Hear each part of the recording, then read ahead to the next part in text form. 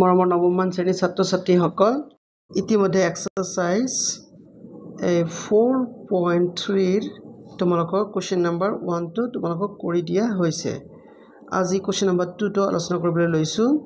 ইয়াত কি আছে 2,14 বিন্দুৰে যোৱা দুডাল ৰেখাৰ সমীকৰণ লিখা। এনে ধৰণৰ আৰু কিমান ৰেখা আছে আৰু কিয়? ফাইন, আমি কেনেকৈ আৰম্ভ কৰিম? তোমালোকৰ আছে প্ৰদত্ত বিন্দুটো তোমালোকৰ কি আছিল 2,14 এইটো বিন্দুৱেদি যোৱা ৰেখাৰ সমীকৰণ উলিয়াব লাগে। তোমালোকে সিদ্ধা কি লিখিবা? তোমালোকে জানা যে প্ৰথমটো হল x ৰ মান, দ্বিতীয়টো হল y ৰ মান, হয়নে? তেনেহলে আমি লিখিব পাৰো এনেকে উল্টা ফালে কৰি লিখিবা তোমালোকে 14x = 2y এনেকে তোমালোকে লিখিলা, হৈ গল তোমালোকৰ এটা ইকুৱেশ্যন। আৰু যদি তোমালোকে স্যাটিসফাইড নোহোৱা তেনেহলে তোমালোকে এনেকে কৰিব পাৰা ইমপ্লাইজ 2 ফালে 2 এৰে কাটাকাটি কৰিলা 7x ইয়াত থাকিব আৰু ইয়াত থাকিব y। এইটো তোমালোকে লিখিব পাৰা এটা ইকুৱেশ্যন হৈ গল। নেক্সট ইকুৱেশ্যনটো আমাক লিখিব লাগে। নেক্সট ইকুৱেশ্যন লিখিবলৈ যাওঁতে তোমালোকে এটা কাম কৰা, y আগতে লিখা y = 12 12 লিখিলা। x ৰ মান আমাৰ 2 হ'ব লাগে, সেইকাৰণে x লিখিলা। এতিয়া x ৰ মান যেতিয়া তোমালোকে 2 বহাবা y ৰ মান অটোমেটিক্যালি 14 হ'ব। এইটো হ'ব ইকুৱেশ্যন 2। ফাইন, আৰু কৈছে কি তোমালোকে যে কিমানটা ৰেখা আঁকিব পাৰো। তোমালোকে জানা যে এটা বিন্দুৰ মাজেদি আমি অসংখ্য ৰেখা অঙ্কন কৰিব পাৰো, হয়নে? গতিকে তোমালোকে লিখিবা তেনেকা অসংখ্য ৰেখা আছে। আৰু কোৱেশ্চন কৈছে কি কিয় এটা বিন্দুৰ মাজেদি তোমালোকে অসংখ্য ৰেখা অঙ্কন কৰিব পাৰা? কাৰণ তোমালোকৰ বিন্দু এটাৰ স্থিতি থাকে, বিস্তৃতি নাথাকে। যেহেতু বিস্তৃতি নাথাকে গতিকে ইয়াৰ মাজেদি আমি অসংখ্য ৰেখা অঙ্কন কৰিব পাৰিম। এতিয়া নেক্সট কোৱেশ্চন লৈ আহা তোমালোকে কোৱেশ্চন নম্বৰ 3 কি কৈছে? ইয়াত আছে তোমালোকৰ যদি 3,4 বিন্দুটো এই সমীকৰণটোৰ লেখডালৰ ওপৰত থাকে তেনেহলে এৰ মান উলিওৱা। ফাইন, তোমালোকে লিখিবা কোৱেশ্চন নম্বৰ 3। বহুত ষ্টুডেন্ট আছে ধ্বংস নোহোৱাকৈ সিধা সলিউশন বিলাক লিখি থৈ দিয়ে, ভুল হয়। তোমালোকে এনেকৈ লিখিবা 3 নম্বৰ সলিউশন দিয়াৰ পিছত লিখিলা যে প্ৰদত্ত সমীকৰণটো লিখিলা।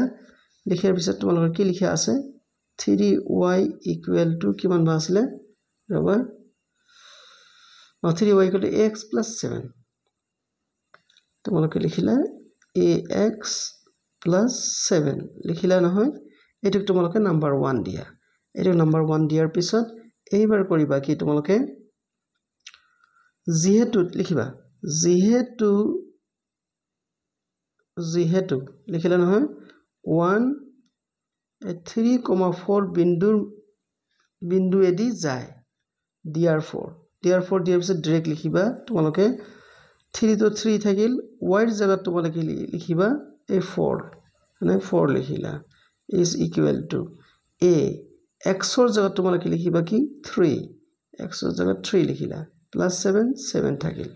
ফাইন, নেক্সট লাইনত তোমালোকে লিখিবা এবাৰ কি implies 3 4 12 is equal to 3a plus 7 right।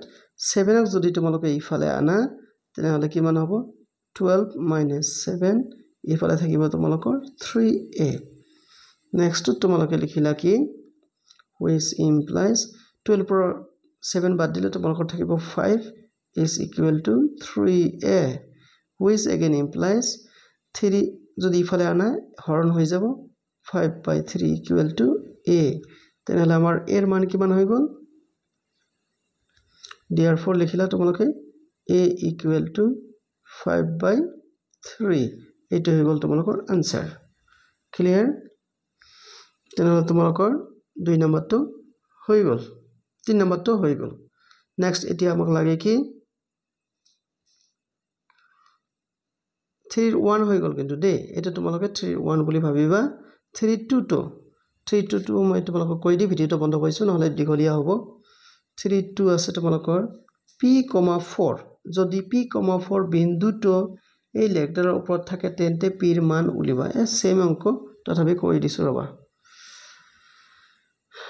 এই একে লিখিবা তোমালোকে প্ৰদত্ত সমীকৰণটো লিখিলা কি 4x plus y equal to 16 প্রদত্ত সমীকরণটো লিখিলা 4x plus y is equal to 16 এইটো নে আকবাৰ চাই লৈছো ৰবা 2 নম্বৰৰ কথা কৈছো 4x plus y equal to 16 এইডাল কোনটো বিন্দুৰ ওপৰত থাকে p, 4 তোমালোকে লিখিবা এই নম্বৰ 1 দিয়াৰ পিছত যেহেতু ইকুৱেশ্যন 1 ওকে p, 4 বিন্দু এদি যায় নাই বা p, 4 বিন্দুটো ইকুৱেশ্যনটোৰ ওপৰত আছে ইকুৱেশ্যনৰ লেগডালৰ ওপৰত আছে তাৰ পিছত তোমালোকে লিখিবা therefore যেহেতু আছে therefore মানে 4 into p x xৰ জায়গাত আমি কি লিখিম p কে লিখিম p হল আমাৰ x ৰ মান গতিকে p প্লাস